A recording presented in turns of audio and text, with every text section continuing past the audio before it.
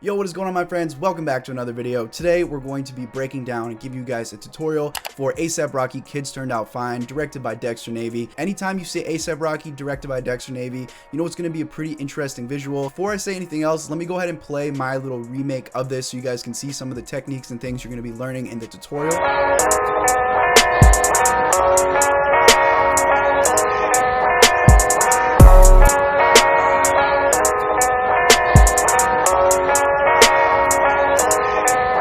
Show you guys some creative animation using Photoshop. A little bit different from the animation in this, but depending on what brushes you're using for Photoshop, you guys can create some similar or different looks using the steps I'm going to show you. We got a bunch of awesome stuff throughout the entire tutorial, but don't skip out on the breakdown. I feel like a lot of people just want to see step by step and they don't want to really listen to the breakdown type of things. You can learn a huge amount from listening to the breakdown. Also, a side note before we get started, just want to say purpose for making these videos isn't just for you guys to copy and paste everything seen in this video. My job is to show you guys how the tools are used. Your job is to apply that in a creative fashion. So let's go ahead and start this out, and we're going to be playing it without the audio so we don't get a copyright strike. But first, right off the bat, like I said, that creative looking animation, my kind of prediction for how this was made is that someone either used Illustrator or After Effects. They have this cool looking brush going on and they spend a lot of time just drawing these interesting looking colorful animations. It does a great job at directing the viewer's eye to the place that it wants to be directed, as well as just kind of bringing in other themes and flashy stuff to the video.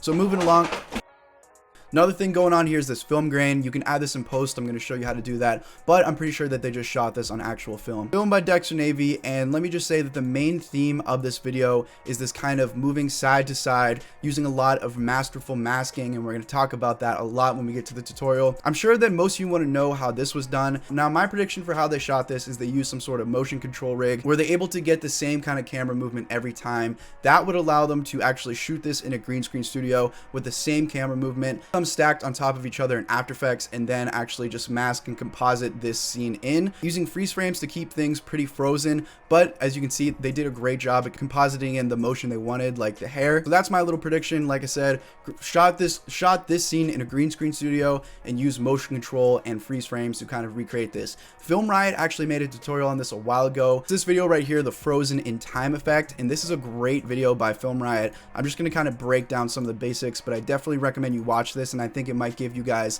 a lot better understanding of the video. So in this, what they did is they put it on a motion control rig. You guys can see right here. So basically a rail system. They're able to use a computer to make sure that they have the same camera movement every time. And then they bring it into After Effects, use masking and freeze frames to cover up things like someone blinking. I recommend you guys check out this entire video. You can do some real crazy stuff. Now the twist that Dexter Navy and A$AP Rocky uses, moving to the right and masking. Now the key to really pulling this off in a correct way is frame blocking. Now you'll see right here, they strategically are placing things in their scene, like someone here that they can use to mask around and then transition into the next scene. I'm going to show you all the masking, all the keyframes for the motion, so you can pull this off in Premiere or After Effects. But really setting up the scene how you want it and planning it out is what's going to give you this perfect smooth motion effect that they went for. And like I said, I'm guessing they used motion control rails for a lot of this, sliders. So I really like what they did here. It's a good scene, I think, to actually go frame by frame and break down. So they have it on some sort of rail system where it's kind of revolving around. And once you get to the part where the next scene is about to slide over, you're going to see it kind of start to creep in on the edge. Let's move frame by frame. And you see the little corner of the desk. Using masking and keyframing, that's what sticks into the next scene. Another really great example of this is this shot right here. I'll play it for you. You got the guy with the stripper standing above him. So first, what they do is they use the mask around the leg and then this table. As you move along, as this leg passes by his head, you're going to see that the mask switches onto his head. So just little things like that that really sell the effect in an amazing way. Without proper frame blocking, you're going to run into a lot of issues. So whenever you have a straight edge like this, you're going to be able to pull this effect off very easily because you can just use that line. It gets a little bit more tricky when you don't have that much to mask around. Here's another great example here, using his back to kind of frame block and then transition with that masking that I was talking about. And they did another great job at kind of artificially darkening his back so that it matches the color of this next scene. So that's my 2 cents about how they shot it. I'm guessing they use sliders. I'm guessing they use motion control for the more complicated compositing stuff. Now, the last thing I want to mention is this end part. They have a lot of cool close-up stuff, and then the other real effect that's going on is this film strip. And like I said, I'm guessing they shot it on film. There are some kind of film-like effect preset plugins. Essentially, what they could have done is taken the film strips, somehow composited them in together, which is a cool creative thing in itself. I think the vibe of this video matches the music work perfectly. That real nostalgic 60s, 70s sound and visual to accompany it. Your use of flawless motion using that masking, using the frame blocking is just something I think you guys can really learn from when it comes to making something visually flow. That's why this is a video I was excited to make a tutorial on. So anyways, enough of the little breakdown. Like I said, we're keeping it short and sweet. I'm going to leave some more links in the description for you guys to check out to give you more insight into the breakdown. But let's go ahead and hop into Premiere, and we're going to break down how I shot this and then how I edited it together. And then we're also going to talk about the animations that I created.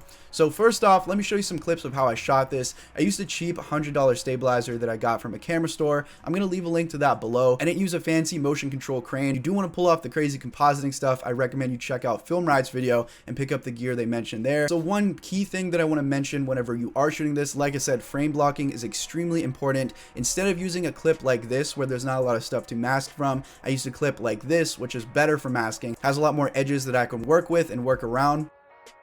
Not only that, but when you are shooting it, make sure that you're going the same way every time on the slider. For example, if you shoot a shot starting from the right of your slider and move it to your left, you need to do that every single time. If you mess it up and you start on the left side and go to the right, but all your other shots are going from the right to the left, you're gonna have to put that clip in reverse, so keep that in mind. The good thing is, even if you do make some mistakes, there are some easy fixes in the editing system to patch them up and make them look better. So let's go ahead and talk about that now. Okay, so after you shoot your scenes, I just made a new sequence. I'm just gonna go ahead and paste all those. You're gonna have to make some minor basic cuts just to get the parts that you want for the video. I'm gonna go ahead and select all these clips. I'm gonna right click. I'm gonna remove the attributes off them. So I just have some basic color grade, a lot of cropping, warp stabilizer, and some motion keyframes. Let's remove all of that. Also, another thing that I want to mention, when I originally shot this, I shot it all going right to left, and then in post I just reversed the entire sequence so it went from left to right. If you guys have After Effects, you can literally do it the same exact way using your masking, rotoscoping, all that. The way motion and masking works in Premiere and After Effects is literally the exact same. After Effects is probably easier for masking, plus you have rotoscoping. But if you are just an After Effects user, if you just listen to the parts where I use cropping and the motion keyframes, you're going to be able to follow along exactly the same. Starting off, let's go ahead and set up our very first little transition. So what I like to do is just go in the timeline.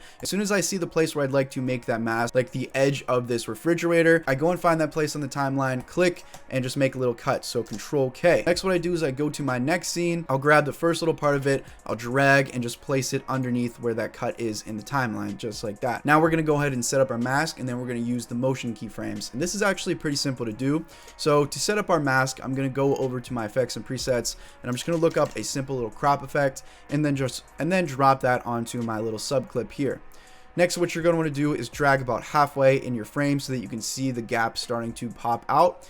And then you're going to want to go ahead and click one of these masking buttons like the free draw Bezier tool, and then go ahead and just draw your mask along where you want to create that. I'm going to click the squiggly key on my keyboard just to go full screen so it's a bit easier to see. And I'm going to go ahead and draw my mask, and then you're going to want to connect it on this kind of gray space so that you can get it going all the way around. Connect it here, drag that up, go back to your effect controls now, and we're going to go ahead and click left 100%, and that's going to cancel out this area. And then you're going to also want to bump up this mask feather a tiny bit, and you're going to see this edge just kind of smooth out a little. Now what you want to do is you're going to want to create some keyframes to make sure the mask is following the exact path. Like I said, if you are in After Effects, this is a lot easier done using rotoscope. I'm going to have my rotoscoping tutorial down below if you would like to save time in doing it within After Effects. Plus later on, like I said, we're going to hop in After Effects. I'm going to mention some of the basics of how to do it. But if you just want to do this within Premiere, here's how to do it. It's pretty simple because we're not doing anything real crazy with the tracking. Go back to your effect controls, and then under mask 1, find your mask path. Go ahead and click the keyframe button for that to toggle animation. Drag to the very end, and you're going to want to click on mask 1 to select the mask, and then move it over back on the edge. Now, if this kind of darkness is messing you up a bit, what you can do is just make left 0%, just so you're seeing the lines only, and then make sure you're adjusting the mask. So as you see, we've created keyframes from doing that. And if I drag along, you're going to see that the mask is following that exact path. Make sure that you adjust any other things that might be messing up. Now drag to the beginning, and we're going to do the same thing. Drag that mask and just place it on the edge. Play that through, make any tiny adjustments that you might need to, and you should have a pretty clean track within a few seconds. Now let's go ahead and turn on left 100% to mask that out again. Play that through, and you should see the little edge of the scene underneath start to peek through.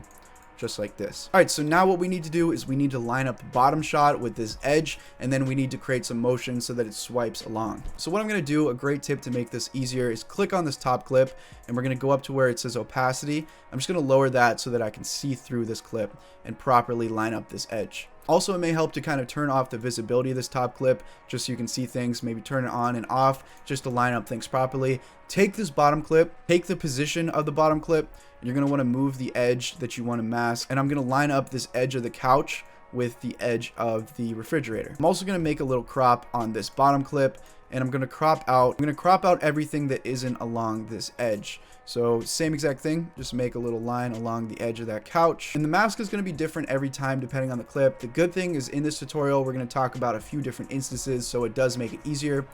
But let's go ahead and crop that out. So left 100%, maybe make a tiny little feather, bring that visibility back. So now we should have these two edges pretty lined up. All right, so now let's go ahead and do the same thing. We're going to go up to our motion position scale for our bottom clip, and we're going to keyframe that. I'm going to go to the right, and then I'm going to actually make the motion of that match. And then I'm going to go to the left, and we're going to make the motion of that match as well. So dragging along, that's what it looks like. Now the only issue is we need a clear swipe. So let's go up to the top clip, and we're going to change around some motion keyframes. So we're going to start at the beginning of this top clip, and we're going to keyframe our position and scale. Then we're going to go to the end of this clip, and we're going to make the position all the way to the right so that it's completely swiping off the screen. And if you have any issues with the mask here, just click open your crop on your mask, drag it out so that you're getting rid of any artifacts that are sticking there. So here's what that looks like. Normally, just swipes along like that. We're gonna have to match the motion now so that those edges are staying together. So with the bottom clip selected, let's do the same thing we just did to the top clip. Let's go ahead and keyframe our position and scale. Move to the middle position, and then take your position, move it to the right so that it matches. You can also take your mask and, like I said, just fix anything. Take the position of your bottom clip, move it with the edge of your refrigerator. Here is what that is starting to look like. So looking pretty good. Like I said, if you need to, just go through and make any adjustments. I'm going to go and make the opacity normal again for this clip, so that we really are going to see what that looks like. And that actually looks pretty smooth in my opinion. Now here's one little thing that I want to mention. I think this is a great thing to mention because a lot of you may mess this up the first time, just like I did. So in your shot, you have this black space on your bottom clip. That's because whenever you're shooting it, you didn't bring the slider along far enough. Now a quick little fix to that, buy a rail extension so that when you are shooting it, you can really fully go from one edge all the way past that edge and all the way past the other edge. That's the best raw clip to get because you have a lot to work with from that. But if for some reason your clip is too small, easy little fix for that is just to bump the scale up. Any black bars are showing, just keep bumping the scale up, and that should completely fix the issue, just like that. So this is pretty much done. All we need to do is extend the second part of this bottom clip, this clip with the actual cactuses. So to do that, here's what that looks like without any adjustments. We're gonna make the adjustments so that the shot is completely lining up. So put your timeline in between these two clips. Click on the left side and just look at your position and scale. So your scale is 119 on the left clip. Click on your right clip and let's go ahead and make the scale 119 like that. So now the scales should match. Now we just need to match the position. So click on your left clip. The position is 1107. Go ahead and click on your right clip. Make that 1107 like that. And now it should seamlessly flow all the way through just like this. Bam. Looking really good. Now all you guys need to do is repeat those steps. Now I'm going to repeat it one more time, showing you guys a little more of a complex masking shape. Now here's an example of bad frame blocking. There isn't really anything to play off of. I could kind of create a little mask shape, but going from this circular mask shape to the edge of this couch isn't really a great thing to do. So that's why whenever you are shooting it, you really need to keep that frame blocking in mind and really kind of visualize the shots that you set up. So you can use the same steps that I just showed you, just rewind the video to create the mask from here to this shot. What I want to do is I want to show you how to bring in a complex shape like this stuffed animal. This time, instead of using the edge to mask away, we're going to mask in a complex shape like the stuffed animal. So let's go ahead and bring that clip and put it on top instead of below this time. Now we're just going to go ahead and set up a mask and mask around the edge of this bunny. So let's go ahead and drop a little crop on there, and then let's draw a mask. Then what I'm going to do is click inverted and make left 100%. So it kind of looks like it's composited within the next clip. Next, go ahead and make your mask feather higher. If you're using two different backgrounds, you can just take your mask and extend it like this so that the next scene is kind of bleeding into your new scene. So now what we need to do is we need to get a animated mask going along the bunny, because if you see I drag along here, the mask isn't moving. This is where After Effects is a great advantage because you can use rotoscoping. I'm going to do it manually like I said. I'm going to click at the beginning of this clip. I'm going to keyframe the mask path, and then I'm just going to drag a bit.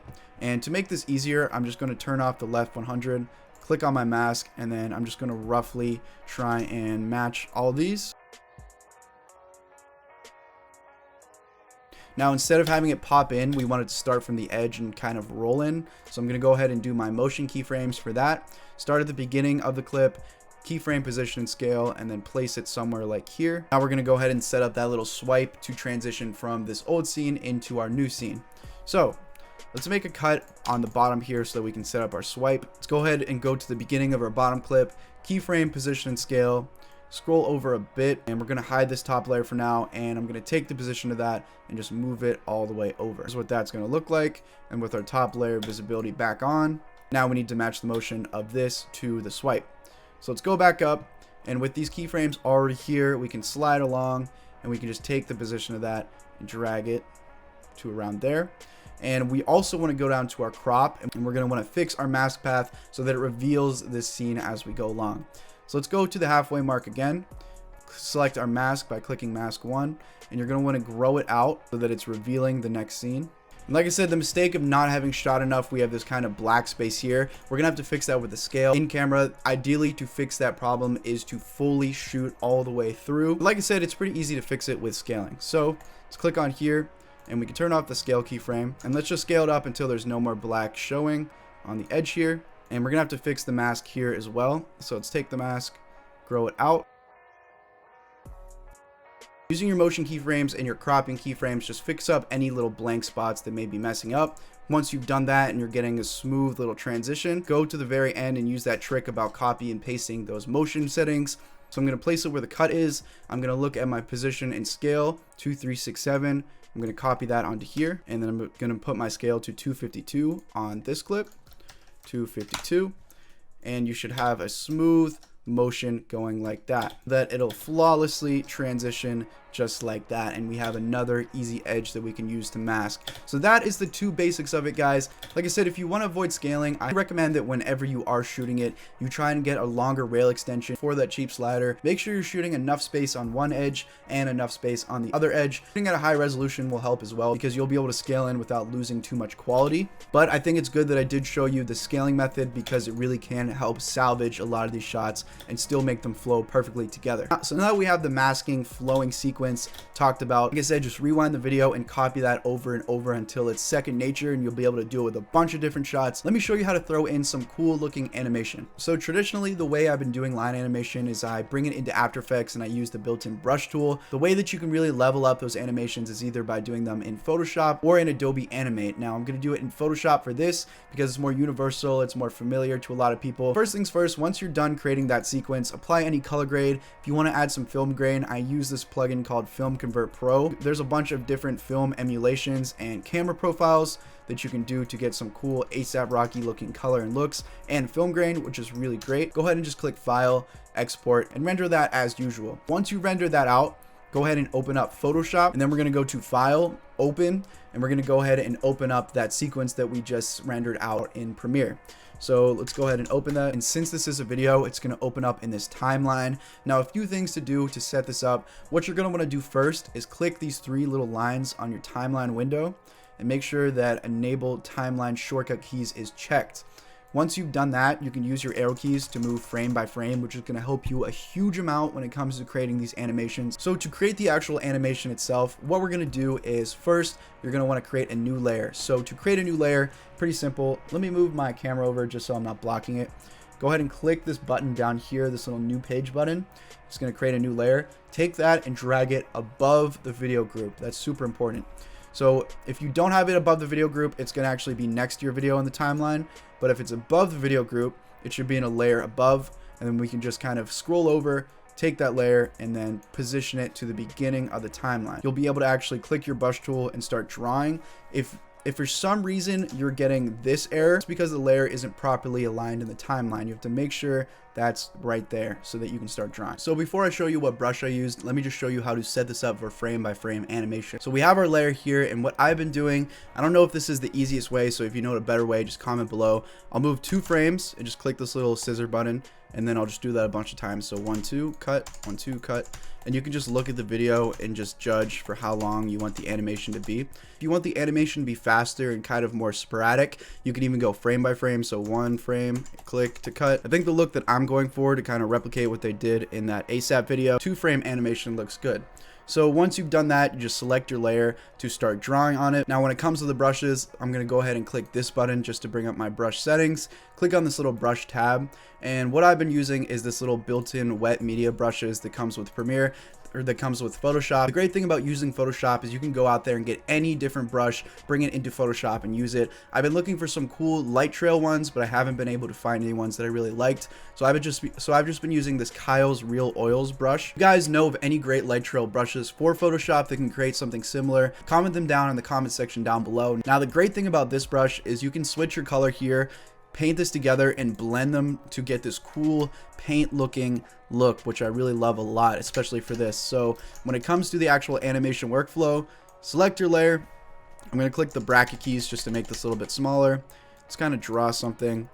You can draw whatever you want. You can get creative with it. Switch up the color, blend this in a bit, get that cool paint stuff going on. Then just move over to the next frame and just repeat. So I'm going to draw something else.